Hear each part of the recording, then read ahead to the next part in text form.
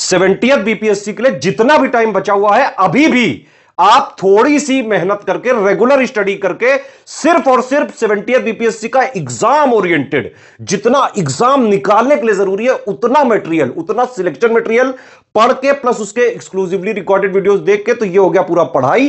करीबन 2 घंटे की practice daily, paid quiz plus test series से, और प्लस हम जो पीवाईक्यू कंपाइल करके देते हैं वो, और लास्ट में रिवीजन। ये 3 चीजें करके करीबन 8-9 घंटे अगर आप अभी से भी दे दें तो पीटी आराम से निकल सकता है। सिर्फ और सिर्फ उतना दिया जाएगा जिससे 70th बीपीएससी का पीटी का कट ऑफ निकल जाए, चाहे जैसा पेपर आ जाए, easy, moderate, tough, analytical, conceptual, factual. करना क्या है, पीपीआर फॉर्मूला अपनाइए। 6-1 का जो है इसमें हिसाब किताब है।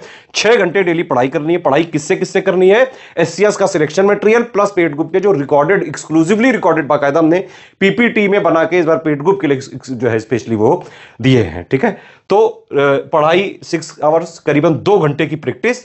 प्रैक्टिस के लिए क्या क्या रिसोर्सेज है? एससीएस की टेस्ट सीरीज है, एससीएस का पेड क्विज है, और एससीएस के पीवाईक्यू जो कंपाइल्ड वाले हैं, जितना उसमें दिया है बस उतना ही पीवाईक्यू रेलेवेंट है। हम बाकायदा देखिए, जितने भी जैसे सालों के पेपर होते हैं, हम उसमें से जो इररिलेवेंट क्वेश्चन होते हैं, जैसे करंट वगैरह के क्वेश्चन आगे के एग्जामों के लिए रिलेवेंट नहीं होते हैं। ठीक है, कई सारे जो जीके वगैरह के फैक्ट्स बदलते जाते हैं वो भी आगे रिलेवेंट नहीं रहते हैं, तो उनको फिल्टर करके जो आज के लेटेस्ट इन पैटर्न पे चल रहे हैं उस हिसाब से पूरी प्रैक्टिस हम करवाते हैं पेड क्विज में, टेस्ट सीरीज में। ठीक है, 1 घंटे का रिवीजन करना पड़ेगा। 9 घंटे अगर आप जो है टाइम दीजिए, सिर्फ ये 3 चीज कर ले, आराम से चाहे जैसा पेपर आ जाए कट ऑफ क्लियर हो सकता है। SCS selection material plus exclusively recorded videos, paid quiz, test series. एक चीज और है कि हम सिलेबस को 3 आयाम पे खत्म करते हैं। पहला आयाम यह है selection material plus exclusive video. ठीक है, जितना 70th बीपीएससी पीटी के कट ऑफ निकालने के लिए जरूरी है वो सब इसमें दे दिया गया है। अलग से कुछ नहीं पढ़ना है।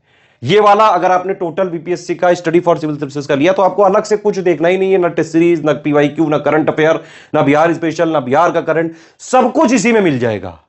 पूरा प्री का कंप्लीट है ये। इसके बाद मेंस का भी हमारा आंसर राइटिंग वगैरह, टेस्ट सीरीज वगैरह सारी चीजें चलती हैं। ठीक है, और आज से नहीं, कई सालों से चल रही है लगातार। तो पढ़ना ये है, 6 घंटे के लिए आपको इसको जो है डेली पढ़ना है, अभी जितने भी दिन बचे हुए हैं।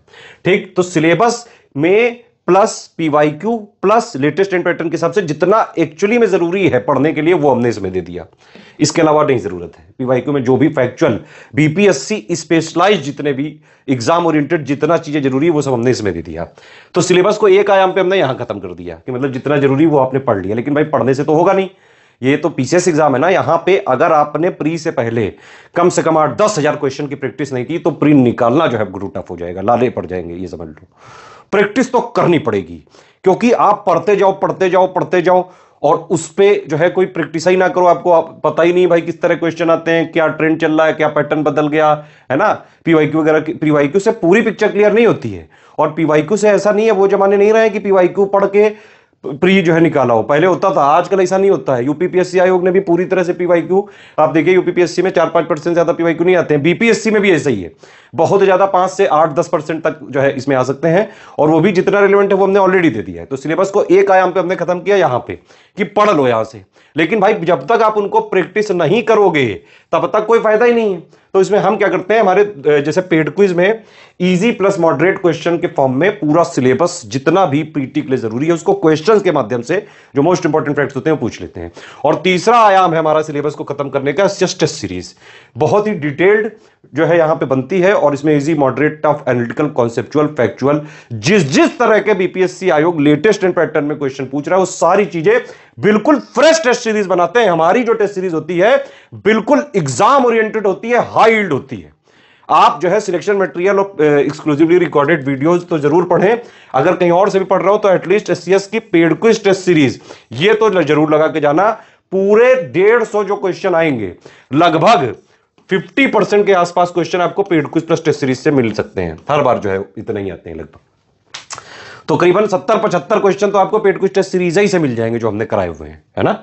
अभी के लिए जो है दिवाली वगैरह आप जरूर बनाएं, लेकिन पढ़ाई पे ज्यादा फोकस रखें। पटाखे खूब छुड़ाओ लेकिन पढ़ाई करते रहो, पढ़ो भी, प्रैक्टिस करो, रिवीजन करो। पीसीएस वगैरह के एग्जाम में आप एक बात समझ लो, चाहे दुनिया भर का कितना भी पढ़ लो, अगर प्रैक्टिस नहीं कर लो तो प्रिव्यू नहीं होगा, साफ बात एकदम।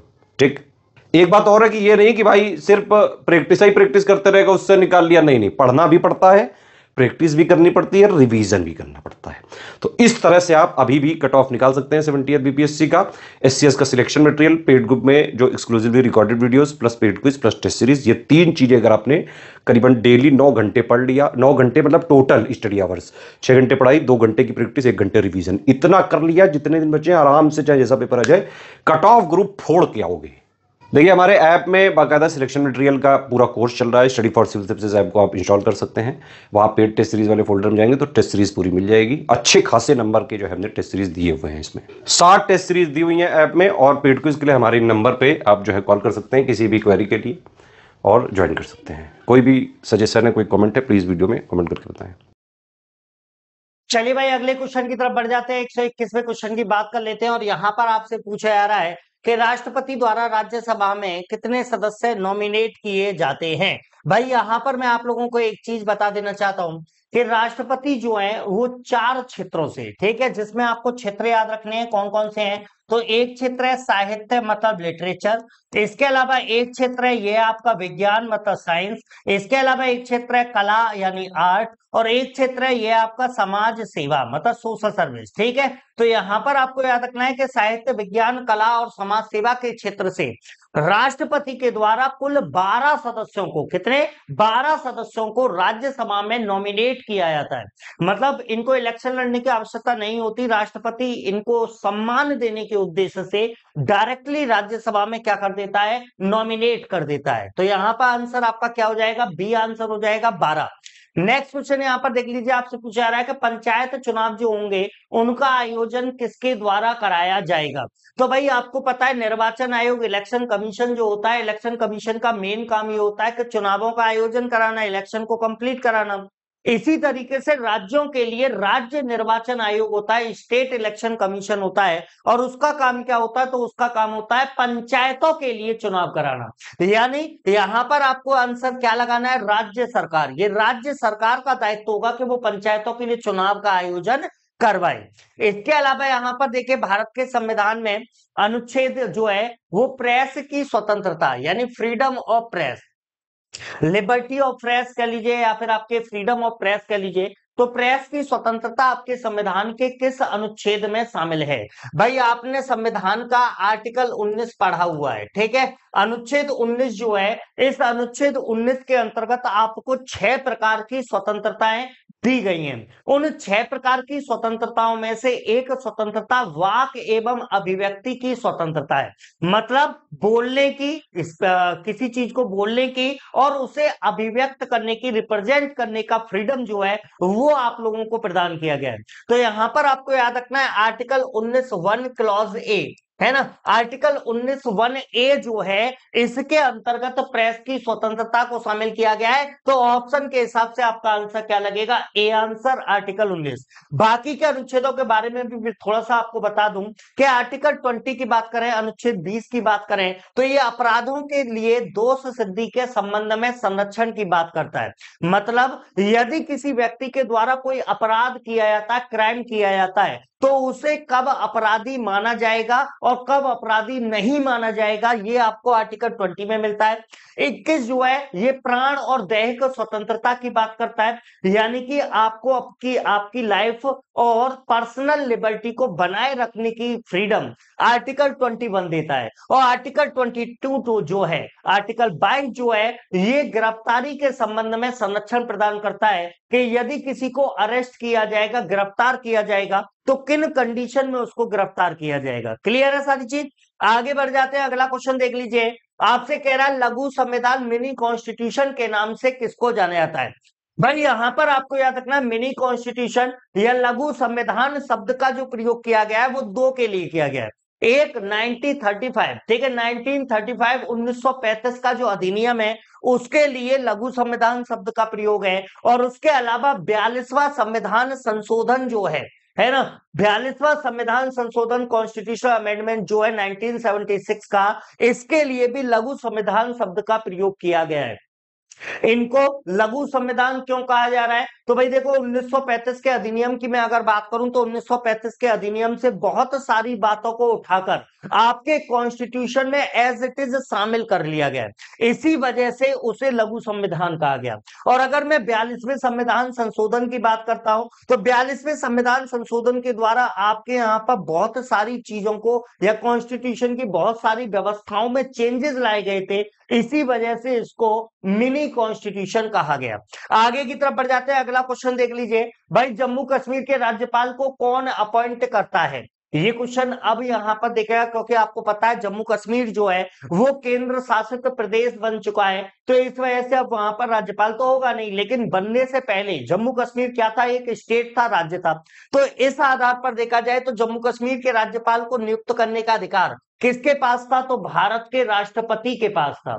आगे की तरफ चलते हैं, अगला यहां पर देख लेते हैं योजना आयोग की स्थापना कब हुई थी। ठीक है भाई, यहां पर यह वाला क्वेश्चन पहले भी आप लोग कर चुके हैं, लेकिन लैंग्वेज वहां पर थोड़ी सी अलग थी। ठीक है, वहां पर इसकी लैंग्वेज जो थी वो थोड़ी सी अलग थी, यहां पर लैंग्वेज थोड़ी सी अलग है। योजना आयोग की स्थापना पूछ रहा है, वर्ष आपको पता ही है 1950, और डेट पूछे तो 15 मार्च 1950 आपको याद रखना है।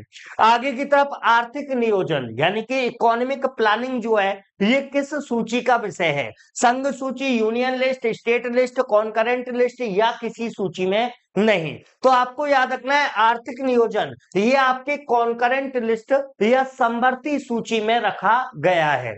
आगे की तरफ अगला क्वेश्चन देख लेते हैं। ये आपसे कह रहा है कि अगर कोई बिल संसद में रखा जाता है, पार्लियामेंट में रखा जाता है, तो वो जो बिल है, वो जो विधेयक है, वो एक्ट कब बन जाता है, अधिनियम कब बन जाता है?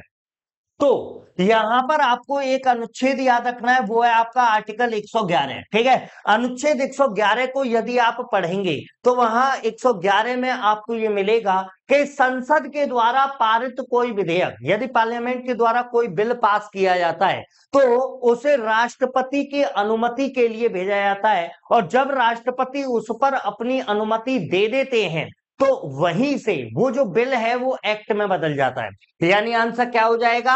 अधिनियम कब बनता है बिल? ये तब बनेगा जब राष्ट्रपति उस पर अपनी सहमति दे दें। ठीक है, अगर वो अपनी सहमति दे देते हैं तो जो बिल है वो किस में कन्वर्ट हो जाएगा? एक्ट में। अच्छा, एक क्वेश्चन ये भी बन सकता है आपसे, आपसे कह सकता है कि राष्ट्रपति को जो बिल है, राष्ट्रपति को विधेयक किस अनुच्छेद के तहत भेजा जाता है सहमति के लिए? तो आर्टिकल 111। अगला क्वेश्चन यहां पर देख लेते हैं, हमसे कह रहा है कि भैया राज्यसभा का कार्यकाल क्या होता है? भाई यहां पर देखिए बहुत अच्छा क्वेश्चन है, ये बहुत अच्छा क्वेश्चन है। आप लोगों को एक चीज याद रखना है कि राज्यसभा आपके स्थायी सदन होता है, परमानेंट हाउस होता है, क्योंकि इसको भंग नहीं किया जा सकता। और ऐसे ही राज्यसभा का निश्चित कार्यकाल नहीं है, राज्यसभा का कोई कार्यकाल नहीं होता, लेकिन राज्यसभा का जो सदस्य होता है वो उनमें से जो टोटल सदस्य होते हैं उनमें से 1/3 मेंबर, 1/3 सदस्य हर 2 साल के बाद अवकाश ग्रहण कर जाते हैं। तो इस आधार पर एक सदस्य का कार्यकाल 6 वर्ष बन जाता है। लेकिन यहां पर किसका पूछा गया है? राज्यसभा का कार्यकाल। तो आपको बताना है कि यह समाप्त होने का विषय नहीं है। ठीक है, आगे की तरफ बढ़ जाते हैं, अगला क्वेश्चन देख लीजिए कि आपसे कह रहा है उच्च न्यायालय का न्यायाधीश अपना त्याग पत्र संबोधित करता है। भाई इससे पहले आपने एक क्वेश्चन किया था जहां पर यह था कि सुप्रीम कोर्ट का न्यायाधीश जो होता है वो अपना त्याग पत्र किसको सौंपता है?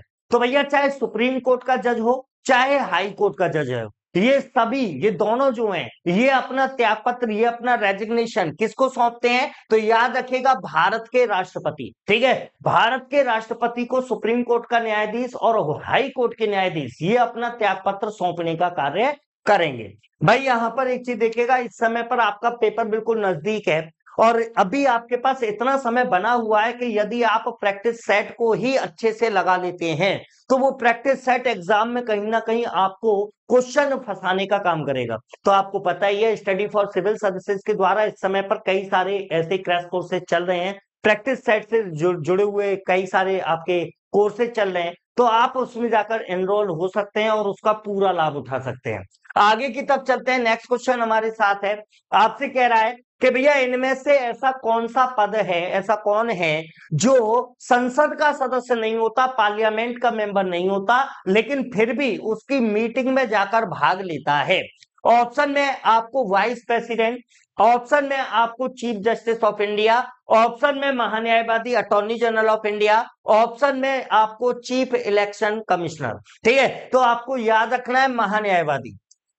अटॉर्नी जनरल ऑफ इंडिया की बात करें, जो भारत में विधि के, भारत में कानून के सबसे बड़े अधिकारी होते हैं, जिस पद का उल्लेख आर्टिकल 76 में किया गया है, तो महान्यायवादी आपको पता है भाई, ये आपके ऐसा पद है जो पार्लियामेंट का मेंबर नहीं होता, लेकिन फिर भी पार्लियामेंट की बैठकों में भाग ले सकता है, लेकिन इसको वोट देने का अधिकार नहीं होगा। ये चीज दिमाग में सेट कर लीजिएगा कि इसको वोट देने का अधिकार नहीं होता। अगला क्वेश्चन देख लेते हैं, आपसे कह रहा है मौलिक कर्तव्यों को किस कॉन्स्टिट्यूशनल अमेंडमेंट से भारतीय संविधान में जोड़ा गया। तो भाई मौलिक कर्तव्यों के बारे में मैं कई बार आपको बता चुका हूं, लेकिन फिर भी यहां पर जान लीजिए। एक तो नाम याद रखिए स्वर्ण सिंह कमेटी का, इसकी रिपोर्ट के आधार पर फंडामेंटल ड्यूटीज को आपके यहां पर शामिल किया गया था। इसके अलावा आपको याद रखना है किस भाग में शामिल किया गया था, तो भाग 4 का में शामिल किया गया था। इसके अलावा किस अनुच्छेद में शामिल किया गया था, 51A या 51 का में किया गया था। इसके अलावा भैया इनकी संख्या प्रारंभ में 10 थी, वर्तमान में कितनी है, 11। और इसके अलावा किस देश के संविधान से लिए गए, तो पूर्व सोवियत संघ यानी यूएसएसआर के संविधान से लिए गए। और किस संविधान संशोधन से इनको जोड़ा गया था, तो 42वां संविधान संशोधन आपको याद रखना है। अगला क्वेश्चन देख लेते हैं क्या कह रहा है, कि आपसे कह रहा है कि भैया हमारे संविधान में कितनी भाषाओं का उल्लेख है, कितनी क्षेत्रीय भाषाओं को मान्यता प्रदान की गई है। तो भैया अगर हम संविधान की 8वीं अनुसूची की बात करते हैं, तो संविधान की 8वीं अनुसूची जो है ना, इसके अंतर्गत टोटल 22 भाषाओं का उल्लेख किया गया है। कितनी भाषाओं का, 22 भाषाओं का। अगर आपसे ऐसा क्वेश्चन आता है कि संविधान में कितनी भाषाओं का उल्लेख है, तो 22 भाषाओं का उल्लेख है। अगला क्वेश्चन देख लीजिए, यहां पर भैया आपकी प्रस्तावना जो है ना, प्रियम्बल, उस प्रियम्बल के कुछ शब्द दे रखे हैं, आपको इनको क्रम में लगाना है।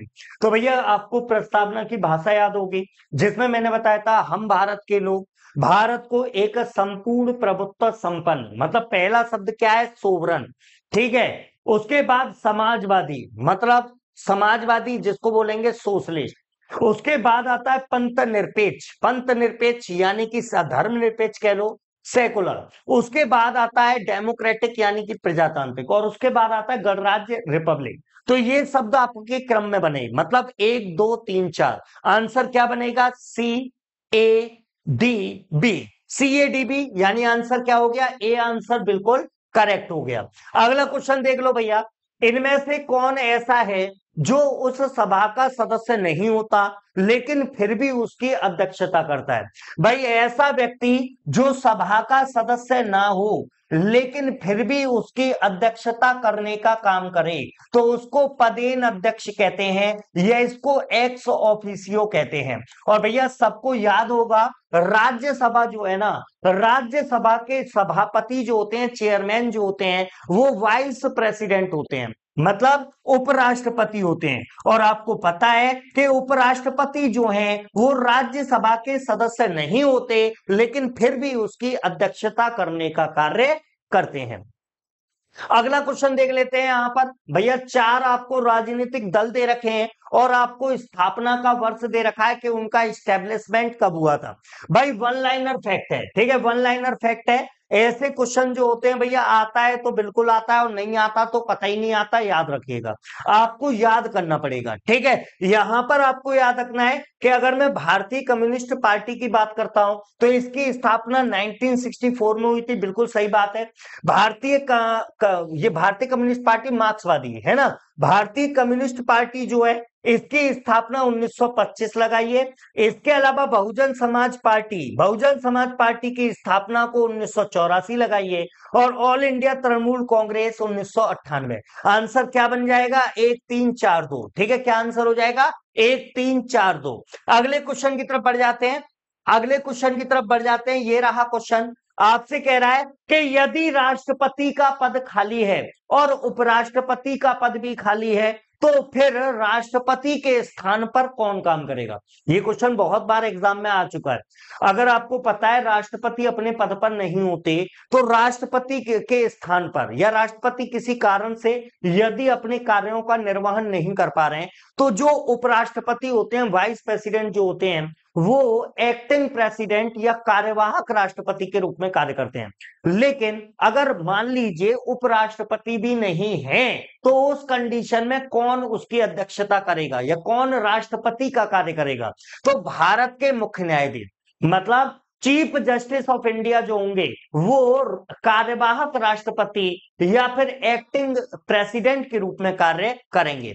अगला क्वेश्चन देख लीजिए, ब्लॉक स्तर पर पंचायत समिति कैसी समिति है? भैया आपको पता है पंचायतों के 3 स्तर होते हैं, जिनमें सबसे नीचे की तरफ ग्राम स्तर विलेज लेवल होता है, उसके ऊपर खंड स्तर ब्लॉक लेवल, और सबसे ऊपर जिला स्तर या फिर आपके डिस्ट्रिक्ट लेवल। ठीक है, यहां पर पंचायत समिति की बात कर रहा है कि ये कैसी समिति होती है। तो आपको याद रखना है, ये जो होती है ये एक कंसल्टेंट कमेटी होती है। किस प्रकार की कमेटी है? ये कंसल्टेंट कमेटी है, परामर्शीय समिति है। एडवाइजरी मत लगाना, क्या लगाना है? परामर्शीय समिति है, कंसल्टेंट कमेटी है। नेक्स्ट क्वेश्चन देख लीजिए भैया, आपसे कह रहा है कि अनुसूचित जातियों की संख्या पूछ रहा है कि अनुसूचित जातियों की संख्या 2007 में जो संसद के द्वारा निर्धारित की गई थी, उनकी संख्या पूछ रहा है कि अनुसूचित जातियों की संख्या 14 अगस्त 2007 को कितनी थी? तो भैया डेटा है, याद कर लेंगे, 1206 है ना। शेड्यूल कास्ट के अंतर्गत कितनी जातियों को शामिल किया गया है? तो आपको 1206 याद रखना है। मेरे हिसाब से आराम से याद रह लेगा, कोई दिक्कत वाली बात नहीं होनी चाहिए। ठीक है, आगे की तरफ बढ़ जाते हैं। नेक्स्ट क्वेश्चन आपके सामने है, श्री मोहम्मद हामिद अंसारी का भारत के उपराष्ट्रपति के रूप में कौन सा क्रमांक है? भाई ये वाले क्वेश्चन कई तरीके से पूछे जाते हैं। किसी राष्ट्रपति का नाम दे देता है और आपसे पूछता है ये कौन से क्रम के थे। किसी उपराष्ट्रपति का नाम दे देता है, पूछ लेता है किस क्रम के थे। तो मोहम्मद हामिद अंसारी के बारे में याद रखिएगा, ये भारत के 13वें उपराष्ट्रपति थे। क्लियर है? अगला क्वेश्चन देख लीजिए, चलित न्यायालय इसका मानस पुत्र है। भाई मोबाइल कोर्ट, मोबाइल कोर्ट का मतलब क्या है? मोबाइल कोर्ट का मतलब होता है, भैया आपको पता है कि न्यायपालिका जुडिशरी के ऊपर काम बहुत है। जुडिशरी के पास बहुत सारे मामले ऐसे हैं जो लंबित पड़े हुए हैं, जो समय पर निपट नहीं पा रहे हैं। तो जो मामले हैं, जो कार्य है, उस कार्य को निपटाने के लिए एक नई सोच आई और उसे चलित न्यायालय या मोबाइल कोर्ट कहा गया, है ना। और मोबाइल कोर्ट किसका मानस पुत्र है? तो यहां पर आपको एपीजे अब्दुल कलाम जी, ठीक है, डॉक्टर एपीजे अब्दुल कलाम जी का नाम याद रखना है। ये इनके सोच है, ये जो सोच है ये किसकी है? एपीजे अब्दुल कलाम जी की। ठीक है, चलिए अगला क्वेश्चन आपके सामने है, बताइए लोक लेखा समिति अपनी रिपोर्ट किसे प्रस्तुत करती है ना? सीएजी मतलब कैग को, लोकसभा के स्पीकर को, संसदीय मामलों के मंत्री को, भारत के राष्ट्रपति को। भैया पब्लिक अकाउंट कमेटी, ठीक है, पब्लिक अकाउंट कमेटी की अगर मैं बात करूं तो पब्लिक अकाउंट कमेटी ये पूछा जा रहा है कि ये अपनी रिपोर्ट कैसे प्रस्तुत करेगी। तो ये अपनी रिपोर्ट जो सौंपती है किसको देखती है? लोकसभा के स्पीकर को। जो कैग होते हैं, नियंत्रक और महालेखा परीक्षक जो होते हैं, ये लोक लेखा समिति की जो रिपोर्ट होती है ना, उसमें मदद करते हैं, उसको देखने का काम करते हैं, उसको जांचने का काम करते हैं। लेकिन रिपोर्ट प्रस्तुत किसे की जाती है? तो वो लोकसभा के स्पीकर को। अगला क्वेश्चन देख लीजिए, क्या है भैया? कौन सा सही नहीं है? भाई ऐसे क्वेश्चन में थोड़ा सावधान रहिएगा, ये छोटा सा शब्द लिखकर आपको कंफ्यूज कर देता है। ठीक है, हमसे कह रहा कौन सा सही नहीं है, मतलब गलत बताना है। पहला ऑप्शन, धन संपत्ति के मामले में राज्यसभा शक्तिहीन है। ठीक है, Rajya Sabha is powerless in money matter, मतलब मनी बिल के बारे में। धन विधेयक की शुरुआत राज्यसभा में होती है, गलत बात है भैया। ठीक है, लोकसभा द्वारा पारित किए जाने के बाद राज्यसभा को 14 दिन के भीतर विधेयकों को पारित करना होता है। राज्यसभा किसी धन विधेयक को पारित कर सकती है अथवा कतिपय सिफारिशों के बाद उसे लोकसभा को लौटा सकती है। भाई धन विधेयक के बारे में मैंने आपको पीछे भी बताया था, है ना। धन विधेयक जो होता है ना, ये राष्ट्रपति की पूर्व अनुमति से केवल और केवल लोकसभा में रखा जाता है। और धन विधेयक के बारे में आपको याद रखना है, कौन सा सही नहीं है पूछा, कौन सा गलत है ये आपको बताना है। ठीक है, इनमें से आपको क्या बताना है? कौन सा गलत है। तो भैया गलत इसमें आपका कौन सा है? धन विधेयक की शुरुआत राज्यसभा में होती है। कहां होती है? लोकसभा में। बाकी राज्यसभा के पास शक्तियां इसके बारे में शक्तिहीन है भैया, 14 दिन के अंदर पास करना पड़ेगा। पास वैसे होगा जैसा लोकसभा चाहती है, यानी कि ये वाला कथन भी ठीक है। और इसके अलावा धन विधेयक को पारित करने के बारे में वो अपनी सिफारिश दे सकती है, लेकिन लोकसभा उसको माने या ना माने ये लोकसभा पर डिपेंड करता है। क्लियर है? आगे चलते हैं, अगला क्वेश्चन देख लीजिए क्या कह रहा है। भैया संविधान द्वारा प्रदत्त कौन सा अधिकार गैर नागरिकों के लिए भी उपलब्ध है? मतलब आपसे ये पूछा जा रहा है कि इनमें से ऐसा कौन सा अधिकार है जो नागरिकों के अलावा बाहर के, मतलब जो हमारे यहाँ पर निवासी हैं उनको भी प्राप्त है। सबसे पहले तो ये जान लो कि कौन कौन से अनुच्छेद हैं जो केवल भारतीयों को प्राप्त है, मतलब केवल नागरिकों को। तो भैया मूल अधिकारों में आर्टिकल 15, 16, 19, 29, 30 है ना, फोन नंबर की तरह याद कर लो। आर्टिकल 15, 16, 19, 29, 30 जो है ये केवल और केवल भारतीय नागरिकों को प्राप्त है। बाकी के अनुच्छेद जो है वो सभी को प्राप्त है। भाई बोलने की आजादी ये 19 में आ जाएगी। देश के किसी भी हिस्से में जाने बसने की आजादी 19 में आ जाएगी। संपत्ति हासिल करने की स्वतंत्रता ये पहले हुआ करती थी 19 के तहत, लेकिन संवैधानिक उपचारों के अधिकार, राइट टू कॉन्स्टिट्यूशनल रेमेडीज जो है ये गैर नागरिकों को भी प्राप्त होगा, मतलब सभी लोगों को प्राप्त होगा। केवल 15, 16, 19, 29, 30 छोड़कर नागरिकों के अलावा सभी लोगों को प्राप्त होते हैं आपके जो मूल अधिकार हैं वो। क्लियर है? आगे चलते हैं। अगला यहां पर कह रहा है राष्ट्रीय आपातकाल की घोषणा की जा सकती है। अनुच्छेद पूछा, बहुत सिंपल। नेशनल इमरजेंसी का उल्लेख कहां पर है? आर्टिकल 352 आपको याद रखना है ना। इसके अलावा बाकी के अनुच्छेद इतने महत्वपूर्ण नहीं है। 370 जम्मू कश्मीर से जुड़ा हुआ था, याद होगा आपको, है ना। 3 प्रकार के हमारे यहाँ आपातकाल, 3 प्रकार की इमरजेंसी का उल्लेख है। 352 में नेशनल इमरजेंसी, 356 में संवैधानिक तंत्र की विफलता, कोलैप्स ऑफ कॉन्स्टिट्यूशनल सिस्टम, या जिसको राष्ट्रपति शासन भी बोल देते हैं, और आर्टिकल 360 जो है उसके अंतर्गत फाइनेंशियल इमरजेंसी या वित्तीय आपात की घोषणा की जा सकती है। अगला यहां पर देखते हैं इनमें से कौन सा सही नहीं है। मतलब फिर से आपको क्या बताना है भैया, इनमें से कौन सा गलत है। भाई सुप्रीम कोर्ट के बारे में 4 कथन लिखे हुए हैं, सुप्रीम कोर्ट के बारे में 4 कथन लिखे हुए हैं, आपको बताना है इनमें से कौन सा गलत है। सुप्रीम कोर्ट का गठन 1950 में किया गया था, सही बात है। सर्वोच्च न्यायालय देश में अपील का सर्वोच्च न्यायालय है, ये भी बात सही है। सुप्रीम कोर्ट कोर्ट मार्शल को छोड़कर किसी भी हाई कोर्ट ट्रिब्यूनल से सुनवाई कर सकता है, बिल्कुल सही बात है।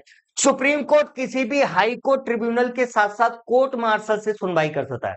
भाई कोर्ट मार्शल से सुनवाई नहीं की जा सकती, लेकिन कोर्ट मार्शल देखे, कोर्ट मार्शल में कोर्ट मार्शल जिसको हम सेना का न्यायालय बोलते हैं, क्या बोलते हैं उसको? सेना का न्यायालय, सैन्य न्यायालय। तो यदि सेना के न्यायालय के द्वारा कोई मामला सुना जा रहा है तो उसके मामले की सुनवाई जो है वो सुप्रीम कोर्ट नहीं करेगा। यहां पर गलत कौन सा हो गया? डी। अगला देख लो भाई, राज्य सरकारों का संवैधानिक प्रमुख कौन होता है? कॉन्स्टिट्यूशनल हेड कौन होता है? तो भैया अगर मैं संपूर्ण भारत की बात करूं तो संपूर्ण भारत का कॉन्स्टिट्यूशनल हेड राष्ट्रपति है। उसी तरीके से राज्यों का जो संवैधानिक प्रमुख बनाया गया है वो किसको बनाया गया है? राज्यपाल को बनाया गया है, गवर्नर को बनाया गया है।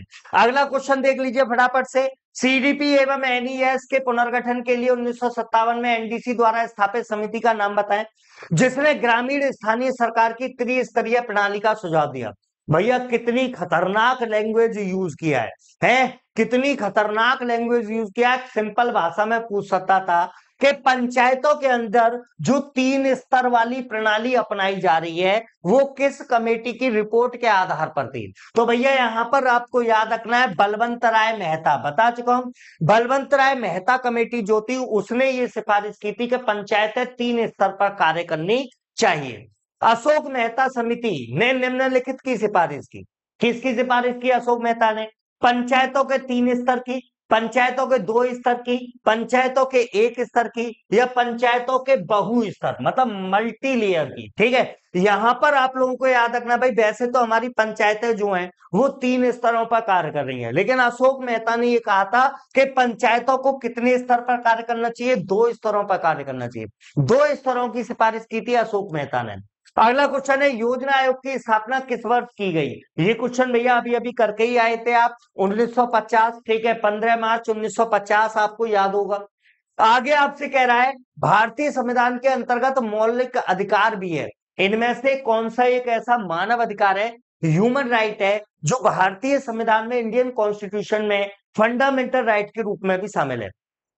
सूचना का अधिकार, राइट टू इंफॉर्मेशन, काम का अधिकार, राइट टू वर्क, शिक्षा का अधिकार, राइट टू एजुकेशन, मकान का अधिकार, राइट टू हाउसिंग। भाई देखो, बड़ा सिंपल सा क्वेश्चन है, बड़ा आसान सा क्वेश्चन है।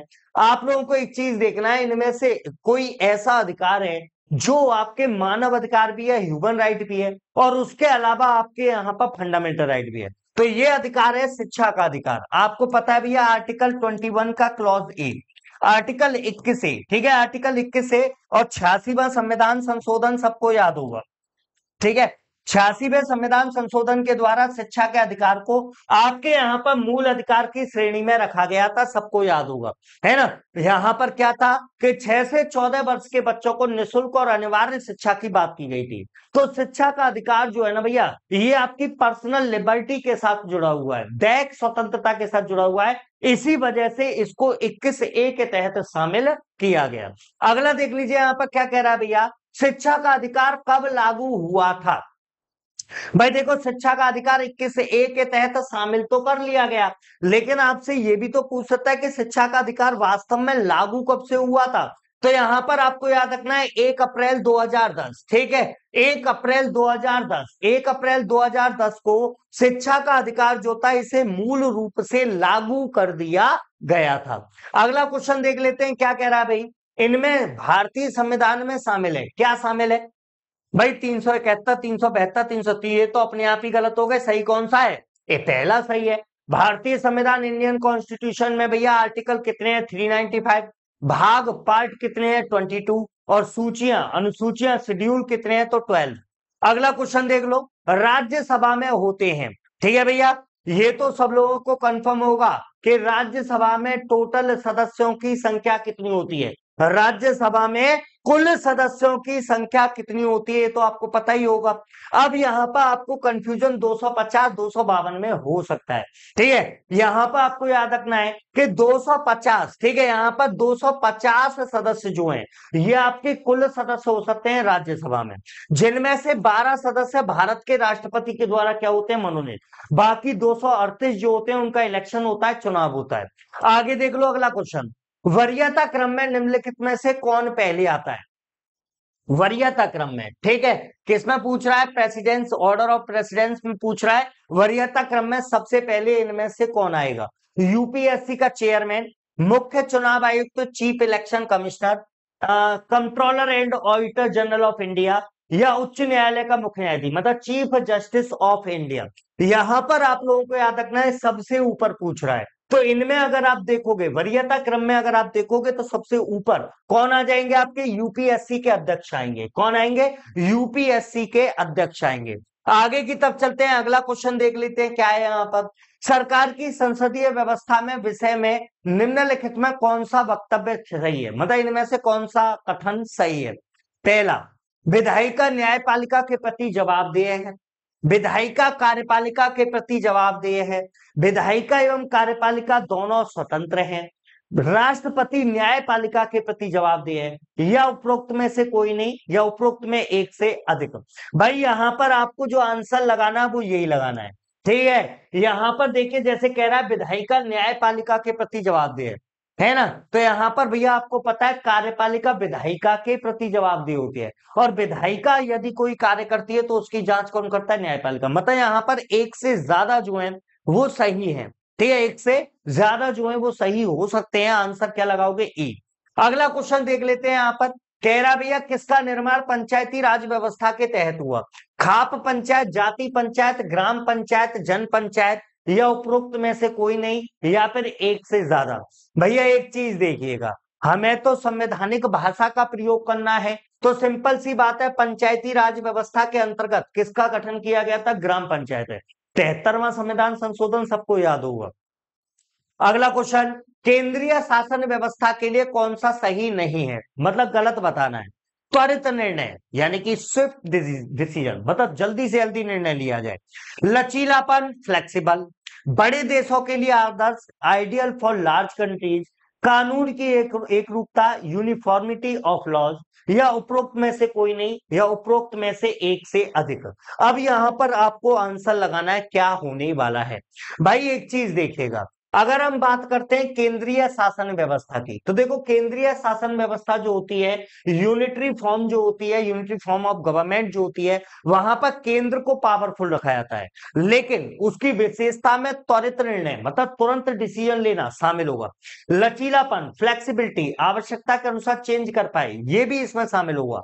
कानून की एक रूपता, यूनिफॉर्मिटी होनी चाहिए, ये भी यहां पर क्या है, सही। लेकिन हमें क्या बताना है, इनमें से कौन सा गलत है, तो गलत है बड़े देशों के लिए आदर्श, आदर्श वादर्श नहीं होगा। ठीक है, चलिए आगे देखते हैं क्या कह रहा भैया। आम आदमी पार्टी, वर्तमान में आम आदमी पार्टी क्या है, राष्ट्रीय पार्टी।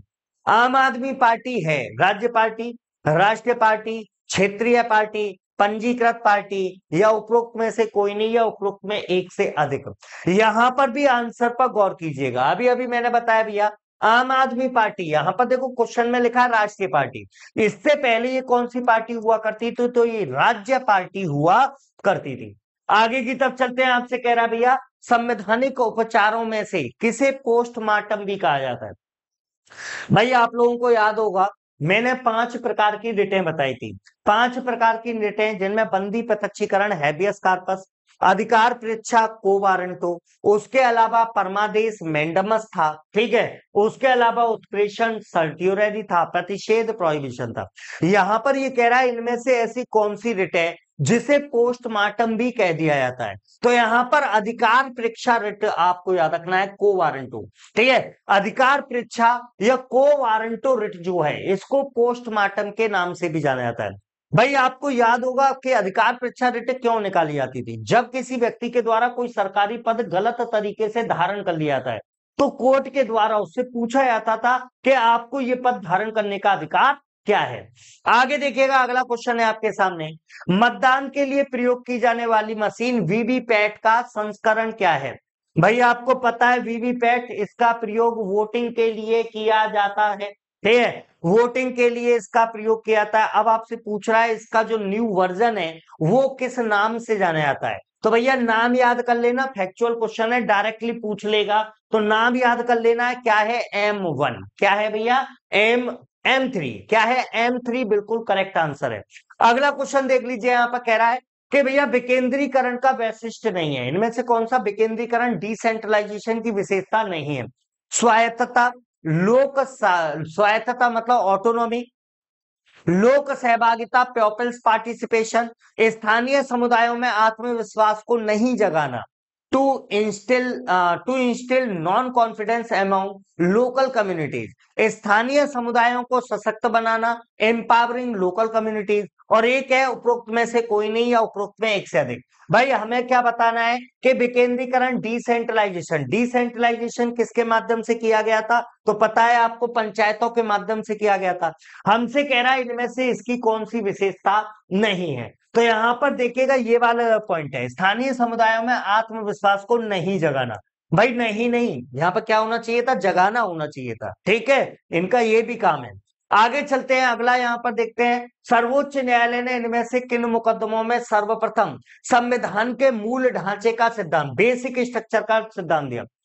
भाई बहुत इंपॉर्टेंट क्वेश्चन है, कई बार एग्जाम में आ चुका है, आप लोगों को याद रखना है कि वो कौन सा केस था जिसमें पहली बार मूल ढांचे के बारे में सुप्रीम कोर्ट ने बताया था, तो वो था भैया केशवानंद भारती मामला।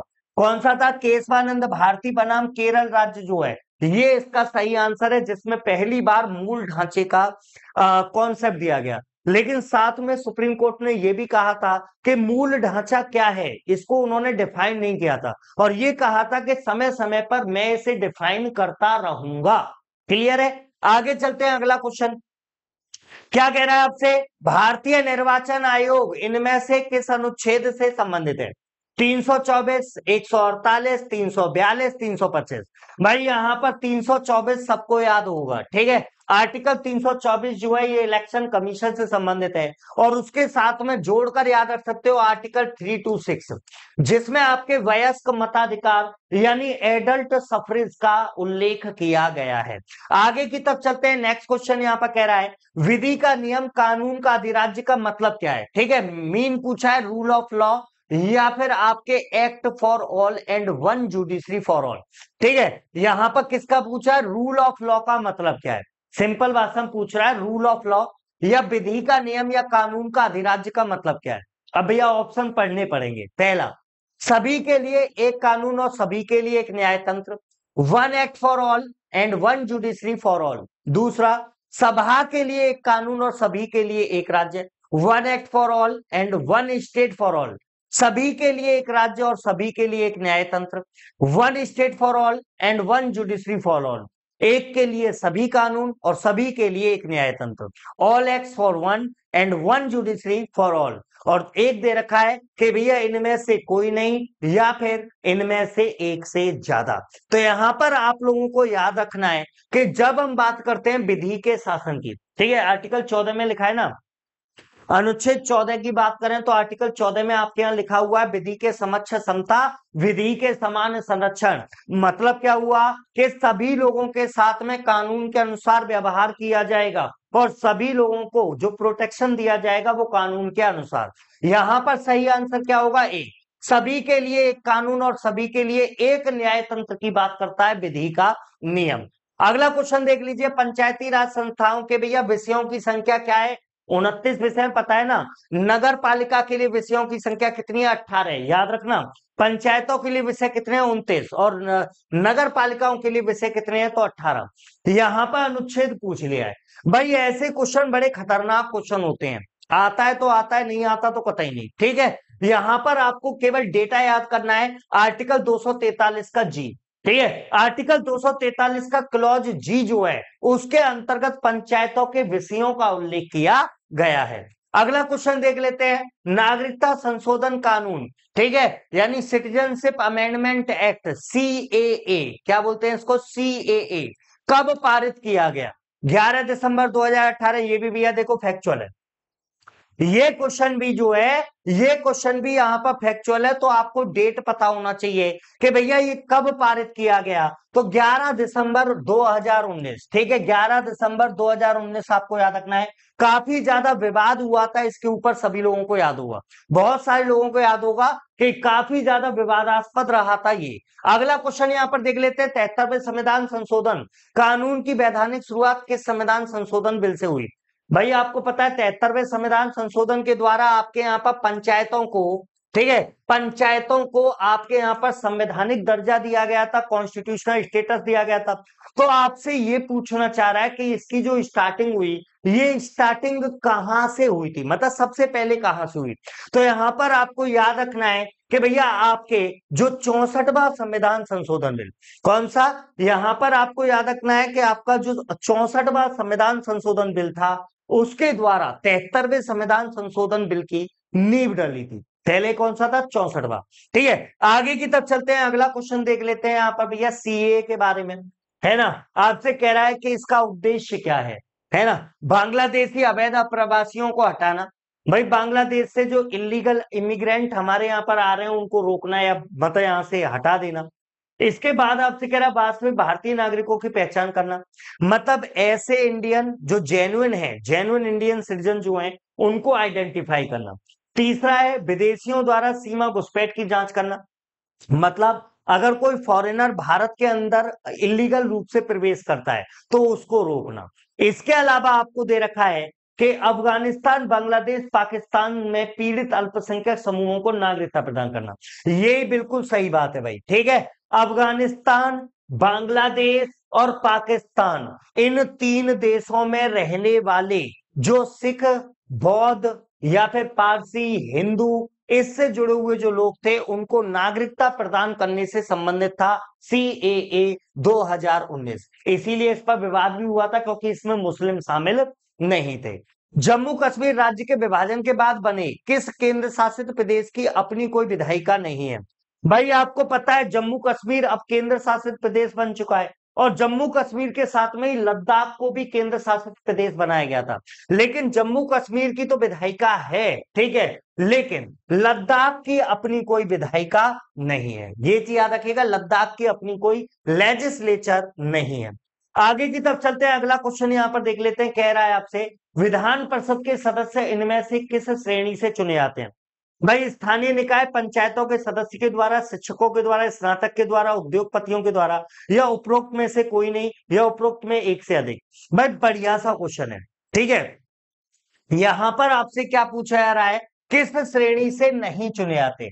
तो भैया जो विधान परिषद के सदस्य होते हैं, लेजिस्लेटिव काउंसिल के जो मेंबर होते हैं ना, उनको चुनने में जो स्थानीय निकाय होते हैं, पंचायत, नगर पालिका वगैरह, उनके सदस्य भी शामिल होते हैं। शिक्षक मतलब जो 3 वर्ष से अध्यापन कार्य कर रहे होते हैं, उन्हें भी मौका मिलता है। स्नातक जो 3 वर्ष पहले मतलब स्नातक की डिग्री हासिल कर चुके हैं, उन्हें भी मौका दिया जाता है।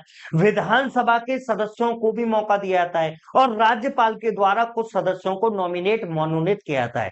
लेकिन उद्योगपति इसमें शामिल नहीं होते, इंडस्ट्रियलिस्ट इसमें शामिल नहीं है। अगला यहां पर देख लो भैया, क्या कह रहा है कि इनमें से संसदीय समिति, पार्लियामेंट्री कमेटी कौन सी है जो कार्यपालिका को नियम विनियम बनाने के लिए प्रत्यायोजित शक्ति से संबंधित है? भाई आपको ये बताना है, इनमें से ऐसी कौन सी पार्लियामेंट्री कमेटी है जो बेसिकली एग्जीक्यूटिव को रूल बनाने से या रूल रेगुलेशन बनाने से संबंधित है। पहली दे रखी है कमेटी ऑन एग्जीक्यूटिव लेजिस्लेचर, दूसरा दे रखा कमेटी ऑन सबऑर्डिनेट लेजिस्लेशन, एक दे रखा कमेटी ऑन एडमिनिस्ट्रेटिव लेजिस्लेशन, एक दे रखा कमेटी ऑन डेलीगेटेड लेजिस्लेशन, या एक है नन ऑफ द अबव और मोर देन वन ऑफ। ठीक है, यहां पर आप लोगों को एक चीज याद रखनी है कि इनमें जो कमेटी है वो है कमेटी ऑन सब ऑर्डिनेट लेजिस्लेचर, मतलब अधीनस्थ विधान पर समिति। अधीनस्थ विधान पर समिति जो है वो ऐसे नियम कानूनों को बनाती है जिसके आधार पर एग्जीक्यूटिव अपने रूल एंड रेगुलेशन को डिसाइड करती है। अगला देख लो यहां पर 300 किससे संबंधित है भैया? वैसे मेरा एक क्वेश्चन है आपसे, मुझे कमेंट करके आप बताएंगे आर्टिकल 300 का या 301 किससे संबंधित है? बहुत फेमस क्वेश्चन है ये, आपको कमेंट बॉक्स में बताना है। आर्टिकल 300 किससे संबंधित है? भाई मुकदमे और कार्यवाही से, सरकारी ठेकों से, महान्यायवादी, व्यापार तथा वाणिज्य पर प्रतिबंध, या उपरोक्त में से कोई नहीं, या एक से ज्यादा। ठीक है भाई, यहां पर एक चीज पर गौर कीजिएगा कि अगर हम बात करते हैं तो यहां पर मुकदमे और कार्रवाई, ठीक है, क्या लिटिगेशन एंड प्रोसीडिंग जो है इनसे संबंधित है आपका आर्टिकल 300। अगला क्वेश्चन देख लेते हैं, तो कह रहा है न्यायिक प्रणाली किस पर आधारित है? संविधान पर आधारित है, नियमित कानून की उचित प्रक्रिया, due process of regular law, परंपरा यानी ट्रेडिशन पर आधारित है, कानून द्वारा स्थापित प्रक्रिया, प्रोसीजर एस्टेब्लिश बाय लॉ, या एक से अधिक, या फिर इनमें से कोई नहीं। तो भैया यहां पर आपको याद होगा, अभी अभी मैं आपको बता कर आया था, ठीक है, अभी अभी मैं आपको बता कर आया था कि भैया यहां पर देखिए आर्टिकल 14 जब आप पढ़ेंगे, न्यायिक प्रणाली, विधि के समक्ष समता, विधि के समान संरक्षण, तो यहां पर देखो संविधान भी हो जाएगा, नियमित कानून की उचित प्रक्रिया भी हो जाएगी, कानून के द्वारा स्थापित प्रक्रिया, मतलब यहाँ पर आंसर एक से ज्यादा जा रहे हैं। क्या जा रहे हैं यहाँ पर? एक से ज्यादा आंसर यहाँ पर लग रहे हैं। आंसर क्या लगाओगे? ई। अगला क्वेश्चन देख लो भाई, 16वें उपराष्ट्रपति, ठीक है, 16वें उपराष्ट्रपति चुनाव के लिए निर्वाचक मंडल में कितने सदस्य हैं? भाई देखो ये प्रीवियस ईयर का क्वेश्चन है ना, ये प्रीवियस ईयर का क्वेश्चन है, तो इस तरीके के क्वेश्चन भी कभी कभी पूछ लेता है, कितने शामिल थे, कौन कौन शामिल था, कौन कौन शामिल होते हैं, ये सब चीजें आपको यहाँ पर बस याद कर लेना है। 2022 में जब उपराष्ट्रपति के लिए चुनाव हुए थे तो निर्वाचक मंडल में टोटल सदस्यों की संख्या जो थी वो कितनी थी? तो भैया 788 आपको याद रखना है। कितना? 788। चलिए, इनमें से हमारे यहाँ पर राष्ट्रपति जो है, राष्ट्रपति का पद, अगर कोई व्यक्ति हमारे यहाँ प्रेसिडेंट बनता है तो वो कितनी बार राष्ट्रपति बनाया जा सकता है? तो भैया यहाँ पर याद रखिएगा कितनी भी बार, ठीक है। आपको यहाँ पर आर्टिकल 57 याद रखना है, अनुच्छेद 57 जो किसकी बात करता है? री इलेक्शन की बात करता है, ठीक है, पुनर्निर्वाचन की बात करता है। और यहाँ पर याद रखिएगा ये कहा गया है कि एक व्यक्ति भारत में कितनी भी बार राष्ट्रपति चुना जा सकता है। लेकिन अमेरिका की बात करें तो अमेरिका में केवल कोई व्यक्ति 2 ही बार राष्ट्रपति बन सकता है। इसके अलावा लोकसभा में सामान्यतः कितने सत्र होते हैं?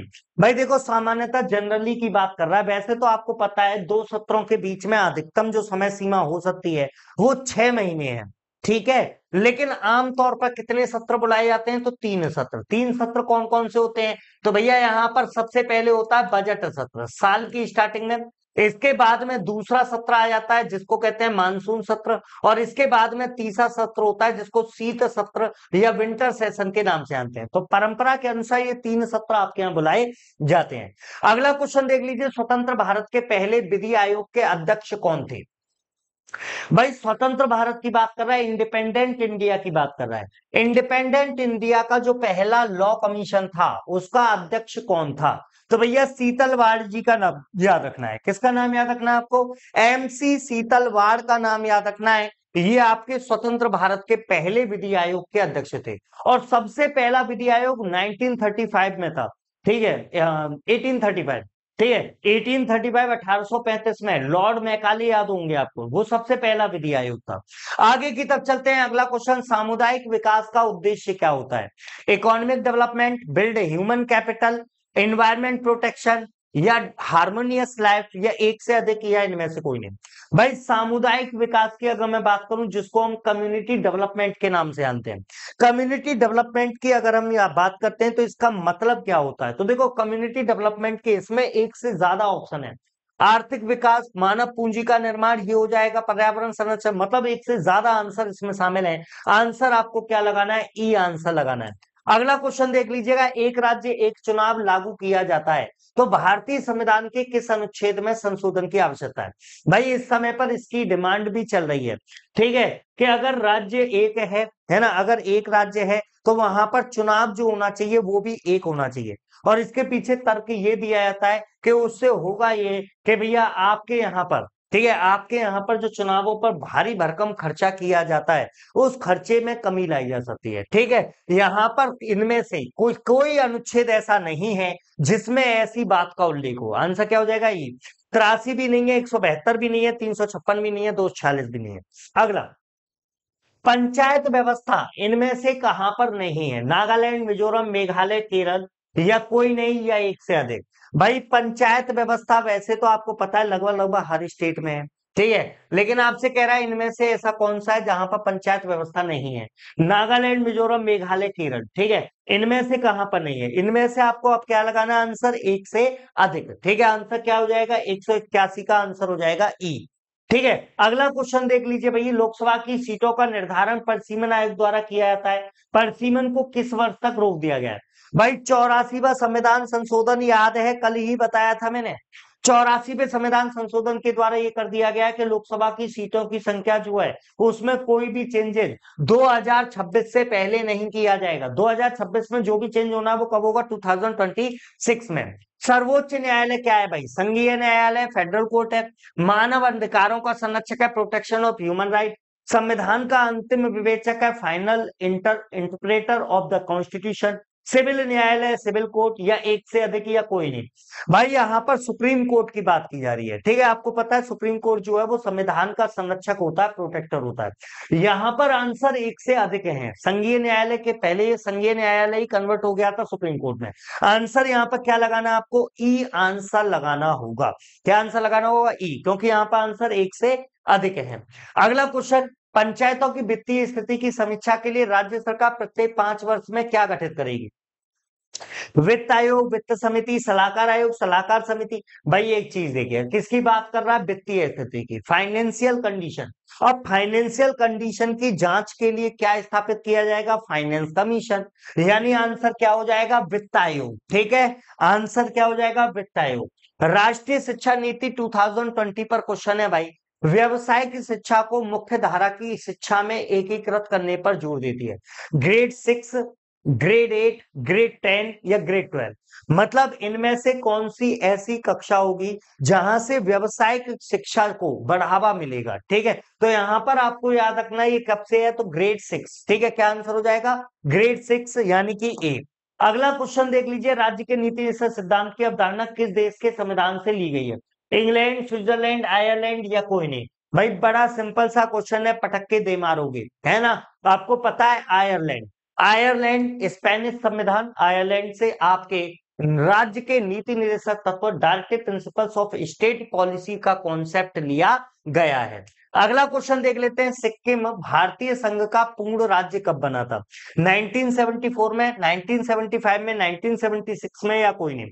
भाई सिक्किम के बारे में मैं आपको बता चुका हूं, ठीक है, सिक्किम के बारे में मैं आपको बता चुका हूं। फिर से एक बार मैं बता दूं कि सिक्किम पहले भारत का भाग नहीं हुआ करता था, सिक्किम को भारत में बाद में मिलाया गया था, है ना। सबसे पहले इसे शहर राज्य का दर्जा दिया गया था, एसोसिएट स्टेट का। बाद में इसको पूर्ण राज्य, फुल फ्लैग्ड स्टेट जो बनाया गया वो 1975 में बनाया गया। कब बनाया गया? 1975। आगे, अच्छा, आपको संविधान संशोधन कमेंट में बताना है, किस संविधान संशोधन से सिक्किम को पूर्ण राज्य का दर्जा दिया गया था, ये कमेंट में बताइएगा। चलिए, कॉलेजियम प्रणाली के बारे में विचार करना है। भाई कॉलेजियम प्रणाली क्या होता है? तो जो आपकी जुडिशरी है, न्यायपालिका जो है, न्यायपालिका में जो जजेस की नियुक्ति की जाती है, तो वो जजेस की नियुक्ति से जुड़ा हुआ कॉन्सेप्ट है कॉलेजियम सिस्टम। अब उसके बारे में आपसे पूछ रहा है। पहला, सुप्रीम कोर्ट कॉलेजियम एक 5 सदस्यीय निकाय है जिसकी अध्यक्षता भारत के मौजूदा मुख्य न्यायाधीश करते हैं, और उसमें उस समय उसमें न्यायालय में कार्यरत 4 अन्य वरिष्ठ न्यायाधीश शामिल होते हैं। गलत बात। संसद ने विधि द्वारा कॉलेजियम प्रणाली का आरंभ किया है, ठीक है। सुप्रीम कोर्ट कॉलेजियम एक 5 सदस्यीय निकाय है जिसकी अध्यक्षता भारत के मौजूदा मुख्य न्यायाधीश करते हैं। सही बात है, पहला ऑप्शन यहाँ पर क्या है? ठीक। संसद ने विधि द्वारा कॉलेजियम प्रणाली का आरंभ किया। गलत, ठीक है, विधि नहीं है इससे संबंधित। उच्चतम न्यायालय, उच्च न्यायालयों के न्यायाधीशों की नियुक्ति कॉलेजियम प्रणाली के माध्यम से ही की जाती है, ठीक है, ये बात भी यहाँ पर सही है। कॉलेजियम प्रणाली की शुरुआत वर्ष 1993 में न्यायाधीश पीएन भगवती, नहीं, पीएन भगवती नहीं है, पीएन भगवती जो है ये जनहित याचिका से जुड़े हुए हैं, पीआईएल, है ना। यानी आंसर पहला और तीसरा यहाँ बिल्कुल करेक्ट है। क्या लगा दोगे? डी आंसर लगा दोगे, ठीक है। क्या आंसर हो जाएगा? डी आंसर बिल्कुल करेक्ट होगा। आप 1 और 3। अगला क्वेश्चन देख लो, ये इसका इंग्लिश वर्जन है, देख लेंगे आप, ठीक है। भारतीय संविधान के 42वें संशोधन के संबंध में निम्नलिखित कथनों पर विचार करना है। पहला, इसने प्रस्तावना में 3 शब्द जोड़े, समाजवाद, सोशलिस्ट, सेकुलर, अखंडता। जोड़े थे भाई, तीनों जोड़े थे।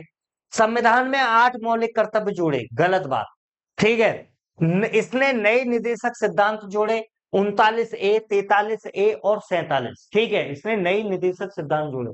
39A दे रखा है ना, 43A दे रखा है और 47, ठीक है। यहां पर आपको एक चीज याद रखना है, कौन कथनों पर विचार कीजिए, तो यहां पर आपका, ठीक है।